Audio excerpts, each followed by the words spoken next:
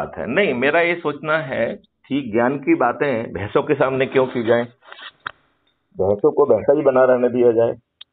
नहीं देखो, हम्म, मैं जो समझता हूँ दो तरह के लोग होते हैं। हम्म, एक एक्चुअल में सोए हुए जिनको आप उठा सकते हम्म, हैं, एक पंजाबी में मचले बोलते हैं, हम्म, जो सोए नहीं होते, स्वांग करते हैं।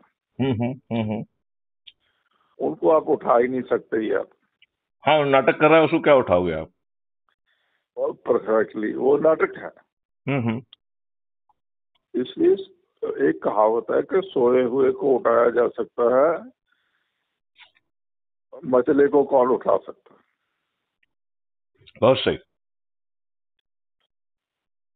मैं परसों जब शाम को घर आया हम्म, तो मुझे लगता है मैं गिर गया, लिगामेंट फ्रैक्चर हो गया।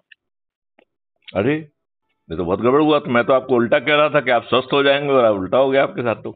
नहीं नहीं, हम्म, स, स, इतना भी नहीं है यार, एंकल में थोड़ा मोच आ गई है। हाँ हाँ, हो सकता 2-4 दिन में ठीक हो जाए। बहुत सुंदर। देखो जो भी है, हंस खेल के ले लो यार, हम्म, उसमें कोई ऐसी बात नहीं है। हम्म, मैं आपको थोड़ी देर बाद फोन करता हूँ। बिल्कुल ठीक है, बिल्कुल ठीक है।